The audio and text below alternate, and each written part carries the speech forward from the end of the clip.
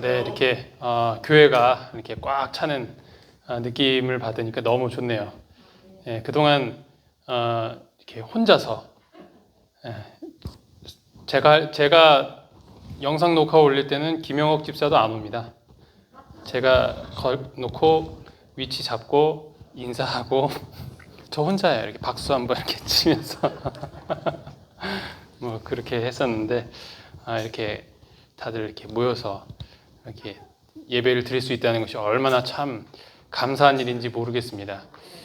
예, 어디 절대 엄한 데 놀러 가지 마시고 예, 어디 뭐 이상한 거 걸려오지 마시고 우리 즐거운 마음으로 항상 이렇게 좋게 계속 예배를 드렸으면 좋겠습니다.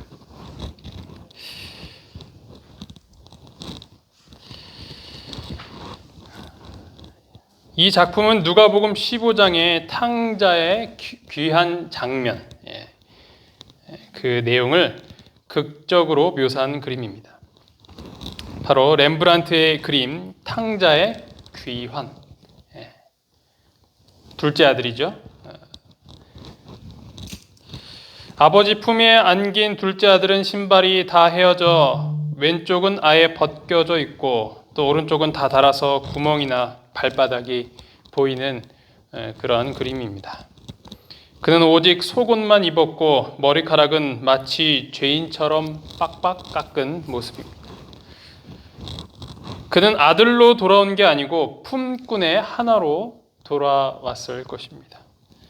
그러나 아버지는 그림에서 보듯이 온갖 정성과 따뜻함으로 이 아들을 안아주고 받아주고 있는 모습인 것입니다.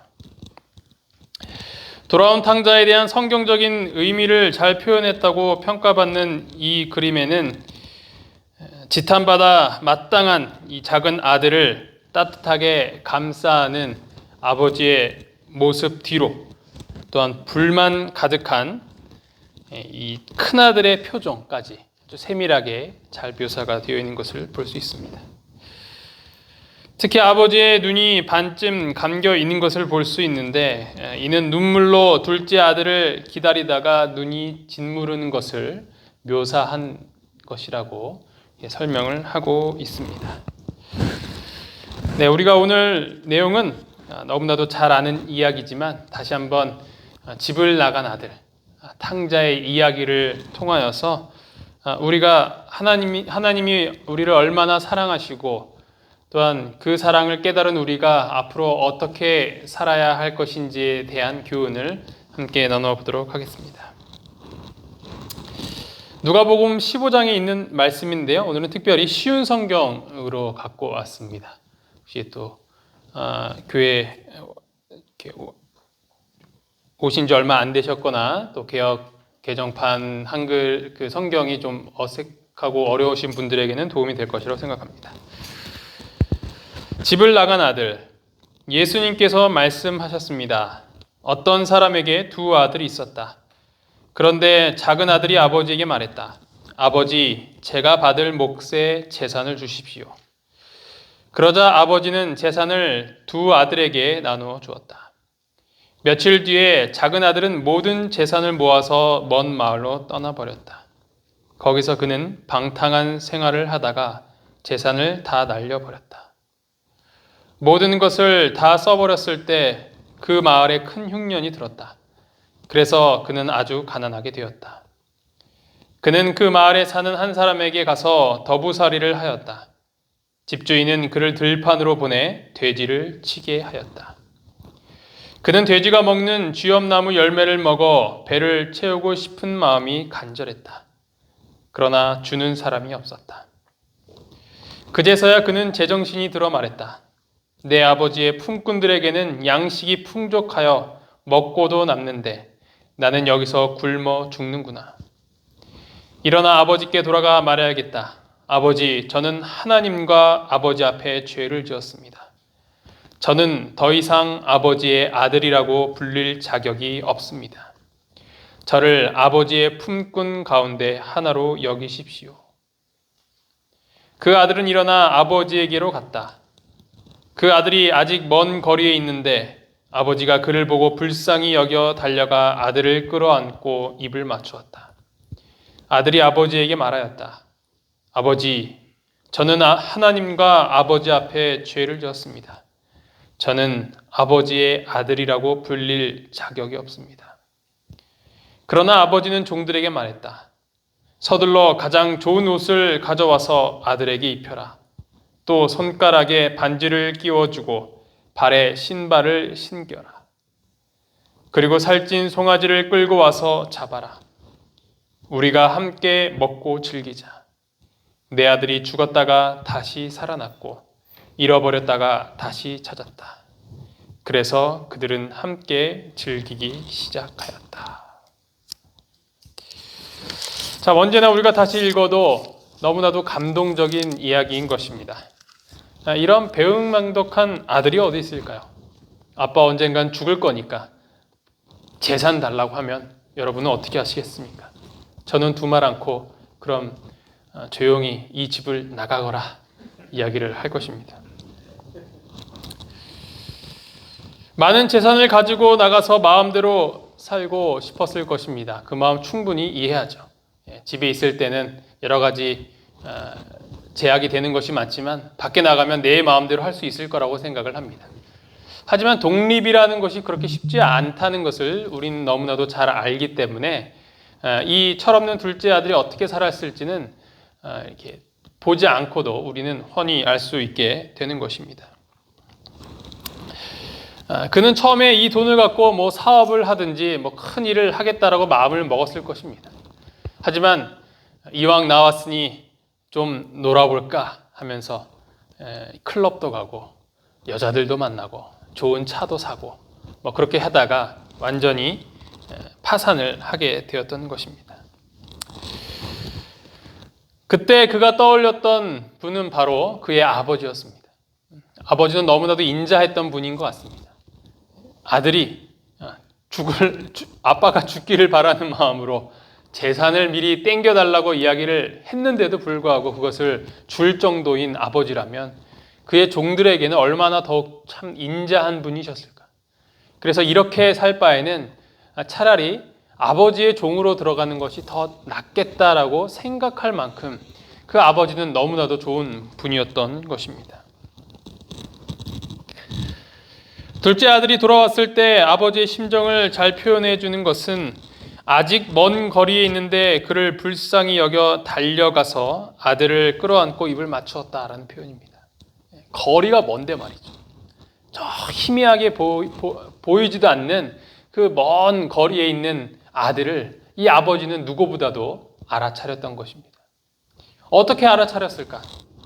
첫 번째는 너무나도 기다려왔기 때문입니다. 그 아들을 너무나도 마음속에 간직하고 있었기 때문이죠.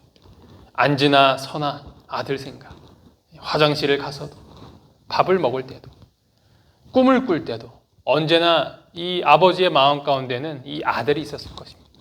떠나갔던 이 아들이 언제쯤 돌아올 것인가. 그리고 두 번째로는 이 아버지가 그 떠난 그 아들의 그 뒷모습을 바라보면서 그 길을 계속 쳐다봤다라는 것입니다. 시간만 나면, 틈만 나면 집에서 나와서 언제쯤 내 아들이 돌아올까 하면서 그 길을, 그 언덕을 하염없이 바라봤다는 것이죠. 아마 이 아버지가 하는 일은 밥 먹고 하는 일이 다시 앞에 나가서 그 언덕을 계속 바라보는 것이었을 것입니다. 그랬기 때문에 이 아들이 돌아왔을 때 바로 알아차리고 달려 나왔던 것입니다. 아버지는 달려가 끌어안고 입을 맞추고 좋은 옷을 입히고 반지를 끼워주고 신발을 신겨줍니다. 그런데 우리가 주목해야 될 부분은 이 아버지는 아들의 과거를 묻지 않는다는 거죠. 너 왜 이 지경이 되었느냐? 어쩌다가 이 꼴이 되었느냐? 그렇게 묻지 않으셨다는 겁니다. 뭐 뭔 일 생기면은 엄마 아빠들은 왜요? 와, 왜 이렇게 됐냐고 하면서 막 화를 냈죠. 제 이야기입니다.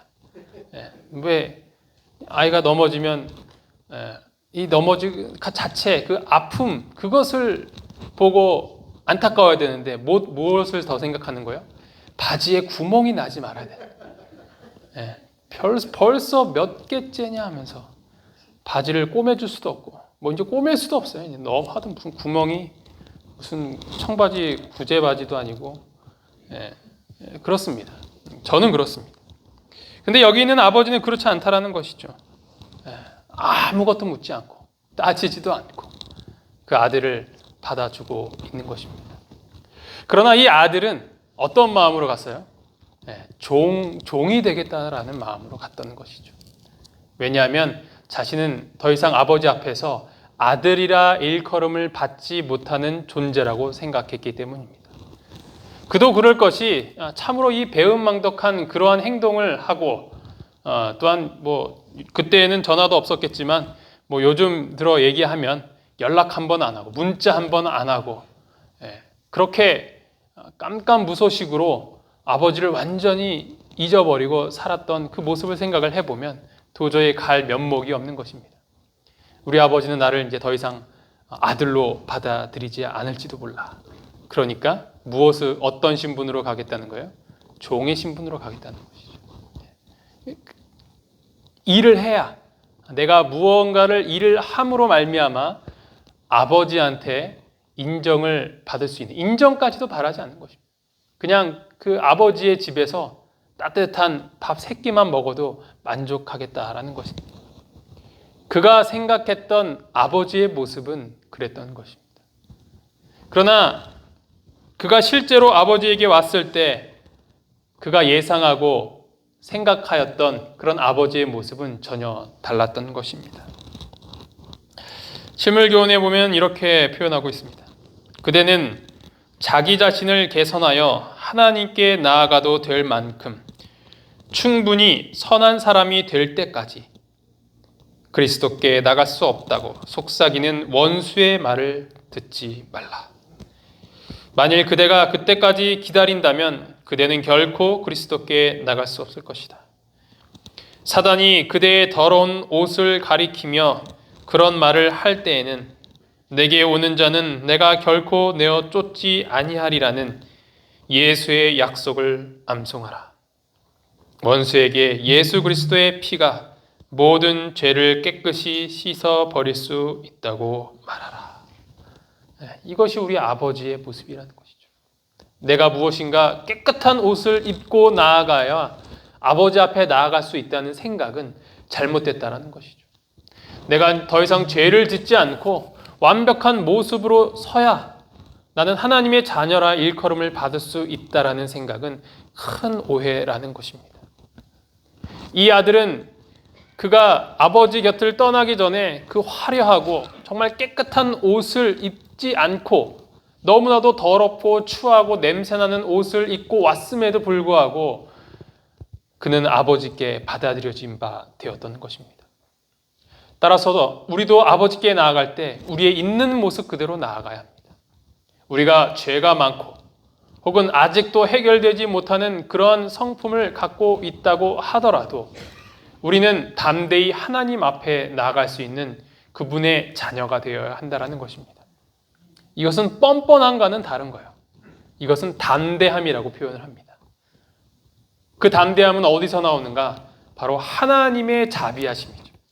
그분의 인자하심은 너무나도 크고 깊기 때문에 우리가 아무리 죄인이라도 그 모든 것을 받아들일 수 있을 만큼 그분의 자비는 크다라는 것입니다. 이것은 우리가 감히 헤아릴 수 없는 것들입니다. 혹시 이 자리에 하나님 앞에 나아가기를 두려워하고 또 걱정하는 분이 계십니까? 아무런 염려하지 마시고 있는 모습 그대로 하나님 앞에 나오시기 바랍니다. 하나님께서 우리를 그대로 사랑으로 받아주실 것이라는 사실을 믿으시기를 간절히 바랍니다. 우리가 어떤 상황에 놓여 있더라도 하나님은 여전히 우리를 사랑하십니다. 이것이 바로 우리 하나님 아버지의 마음인 것입니다. 그분은 우리가 어떠한 상황에 있든지 상관없이 사랑하시는 분이죠. 육적인 부모된 우리와는 전혀 다른 분입니다.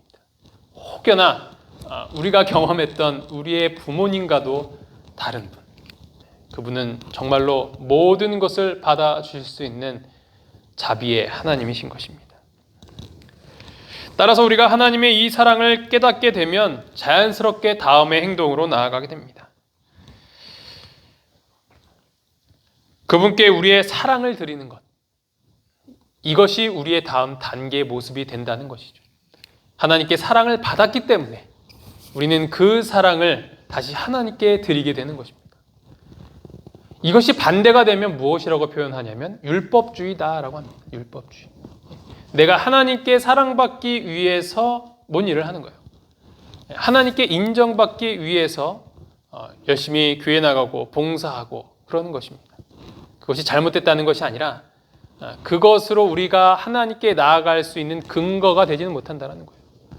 이미 하나님은 우리를 받아주셨고 우리를 사랑하시기 때문에 우리는 그에 대한 감사와 찬송의 마음으로 기쁜 마음으로 그 일들을 할 수 있게 된다는 것입니다. 이것이 바로 믿음으로 말미암는 의라는 것입니다. 성화의 모습이죠. 하나님이 우리를 사랑하시니 우리가 그 사랑의 마음이 변화되어 하나님 앞에 나아가고 예수님과 같은 품성을 갖게 되는 것입니다. 세 가지 성경절을 통하여서 우리가 어떻게 하나님께 나아가게 되는 것인지를 함께 살펴보도록 하겠습니다. 데살로니가전서 4장에 있는 말씀입니다. 역시 쉬운 성경으로 제가 오늘은 가져와 봤습니다. 형제 여러분, 이제 나는 여러분에게 몇 마디 더 부탁하려고 합니다. 우리는 여러분에게 하나님을 기쁘시게 하며 살아가도록 가르쳤습니다. 여러분이 우리에게 배운 대로 살고 있다는 것을 알지만 주 예수님 안에서 다시 한번 부탁드립니다.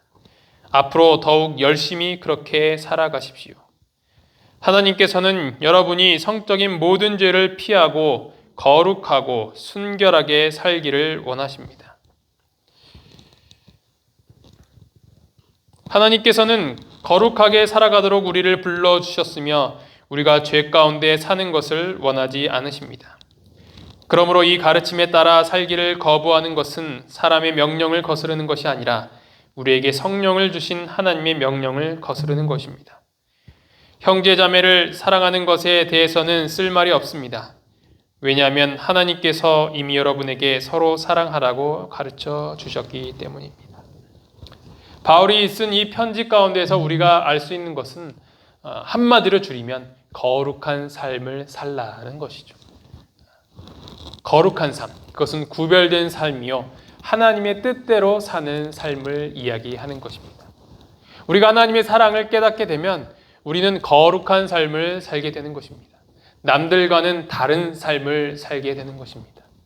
하나님의 뜻에 맞는 삶을 살게 되는 것입니다. 우리 모두가 이 거룩한 삶을 살 수 있도록 하나님께 나아가는 자들이 되기를 간절히 바랍니다. 두 번째로는 잠언 25장 13절입니다. 믿을 만한 심부름 꿈은 그를 보낸 주인에게 추수하며 땀 흘릴 때에 마시는 얼음물 같아서 그 주인의 마음을 시원하게 한다. 믿을 만한 심부름꾼이라고 표현하고 있습니다. 충성된 삶을 살라라는 것이죠. 충성된 사람이 되라는 것이 바로 하나님께서 원하시는 삶이 되는 것입니다. 하나님의 말씀에 따라 그분이 하시는 명령에 따라 그런 충성된 삶을 사는 자, 우리에게 맡겨주신 모든 시간과 재물과 능력을 하나님을 위하여서 사용할 줄 아는 자, 그리고 그것을 묵혀두는 것이 아니라 잘 관리하고 개발하여서 더 크고 더 많게, 그래서 더 많은 사람들에게 나눠줄 수 있는 그런 충성된 종의 삶을 살라라는 것이 바로 하나님께서 원하시는 삶인 것입니다. 그래서 하나님을 믿게 되면 우리는 충성스러운 그리고 신실한 삶을 살게 되는 것입니다. 막가파가 되지 않죠. 욜로라는 말이 한때 유행한 적이 있습니다. You live, 뭐죠? You only live. You live only once. 예, 감사합니다. 제가 영어가 서툴러서. 욜로라는 말이 You live only once. 예? 예. 그러니까 인생은 한 번뿐이다라는 거죠. 한 번뿐인 인생, 하나님의 뜻대로 하면 한 번뿐인 인생 어떻게 살라? 충성되게 살란데 하나님 없는 욜로는 뭐예요? 한 번뿐인 인생 막 살자는 거죠. 저축해서 뭐하냐? 애 낳아서 뭐하냐? 돈 아껴서 뭐하냐? 지금 당장 명품백 들고 다니자. 외제차 끌고 다니자. 이게 이제 잘못된 욜로의 길이거든요. 하지만 우리가 이 하나님을 믿게 되면 정말 충성되고 신실한 삶을 살게 되는 것입니다. 왜냐? 이 인생은 내 인생이 아니기 때문입니다.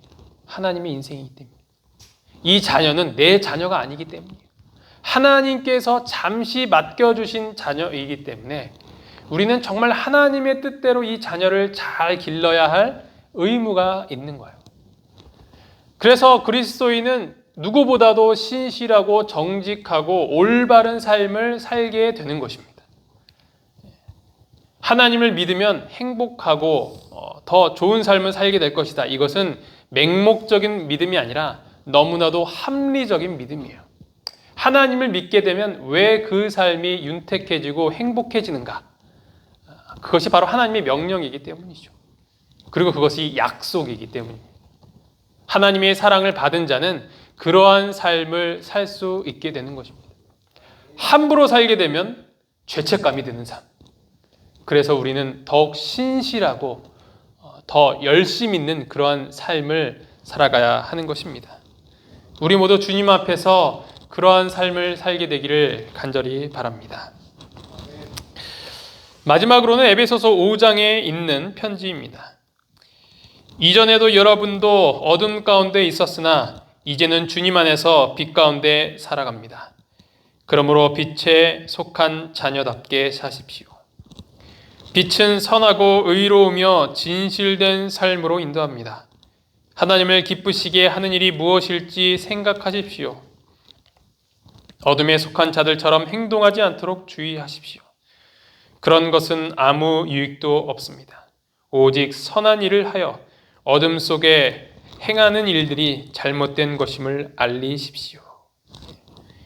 세 번째, 이 에베소서 5장에 있는 편지를 통해서 우리에게 알려주시는 것은 빛의 열매를 맺는 사람이 되라는 것입니다. 빛의 열매가 되는 것이죠. 그 빛의 열매란 다른 사람들에게 희망과 꿈을, 소망을 줄 수 있는 그런 빛이 될 수도 있고 어떤 우리의 아름다운 이 성품의 열매가 될 수도 있는 것입니다. 이것이 바로 빛의 열매를 맺고 빛의 삶을 사는 사람인 것입니다. 아무리 칠흑같이 어두운 곳에 있다고 하여도 성냥 하나를 켰을 때 어떤 것보다도 가장 밝게 빛나는 것처럼 그리스도인은 이 세상의 어느 곳에 있든지 그렇게 빛나는 사람이 되는 것입니다. 다른 사람들에게 용기와 희망을 줄 수 있는 사람, 예수님의 복음을 통하여서 절망 가운데 있는 사람들에게 큰 희망을 줄 수 있는 사람, 그런 사람들이 바로 빛의 자녀들인 것입니다. 이 병원에서도 우리는 그런 희망의 기별자가 되어야 해요. 질병으로 말미암아 고통당하고 있는 자들에게 우리에게 하나님의 기별자가 되어서 그들에게 평안함을 줄 수 있는 그러한 사명자가 되어야 하는 것입니다. 그리고 우리의 인생이 여기서만 끝나는 것이 아니라 영원한 삶이 있다는 것. 그래서 예수님께서 다시 오실 때 우리는 언젠가 다시 만날 것이라는 그 약속을 알려주는 사람. 그런 소망의 삶을 깨닫게 해주는 자가 바로 빛의 자녀인 것입니다. 어둠 가운데 있던 자가 빛을 바라봤을 때 처음에는 그것이 눈이 부셔서 눈을 뜰 수 없을 정도로 앞을 보지 못할 수는 있겠지만 서서히 보게 되는 그 희망의 나라를 바라보게 될 때 이전과는 전혀 다른 삶을 살 수 있게 되는 것입니다. 그것은 죽음보다도 강하며 죽음을 이겨낼 수 있는 그런 희망을 줄 수 있는 것입니다. 이것이 바로 복음이 아닙니까? 내가 낫는다는 것, 좋은 약이 있다는 것, 저 병원에 가면 더 좋은 시설이 있다는 것, 이 정도의 소식과는 비교할 수 없는 것이죠. 영원한 삶이 있다는 것입니다. 우리의 인생이 아무리 오래 살다고 하여도 영생이라는 것과 비교한다면 도저히 비교할 수 없는 그러한 삶이 바로 영생인 것입니다. 바로 하나님의 약속인 것입니다.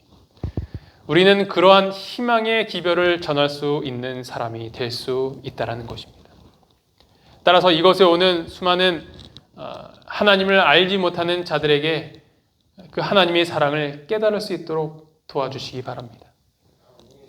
혹시 방에 계신다면, 병실에 또 새로운 환우가 오신다면 그분에게 그런 희망의 기별을 전달할 수 있는 자가 되는 것이 바로 하나님께서 우리를 향한 뜻이라는 것입니다.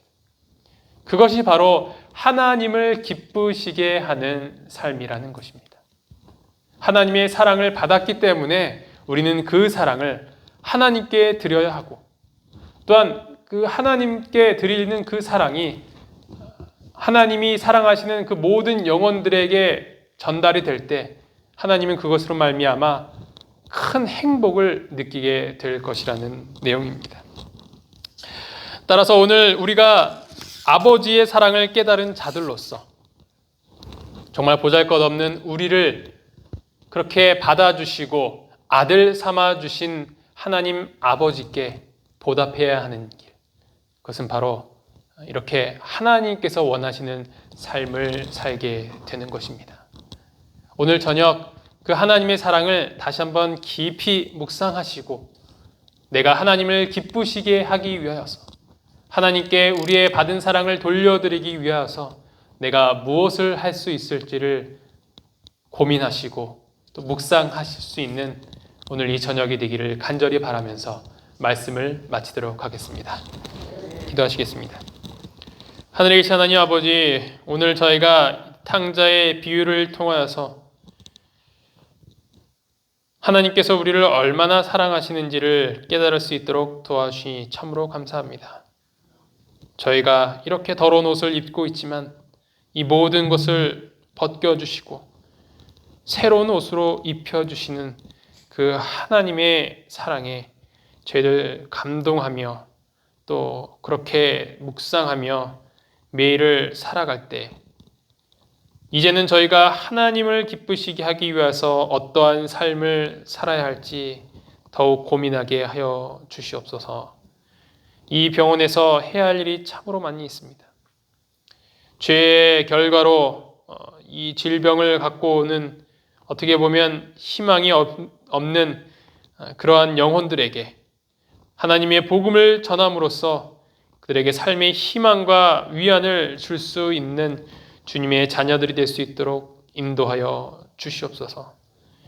이곳에 아직도 답답함과 또 불안 가운데 있는 영혼들이 있습니까? 아버지께서 그 마음을 잘 아시오니 보살펴 주시고 저희의 기도를 들어 주시옵소서. 이 모든 말씀 예수 그리스도 이름으로 간절히 기도합니다. 아멘.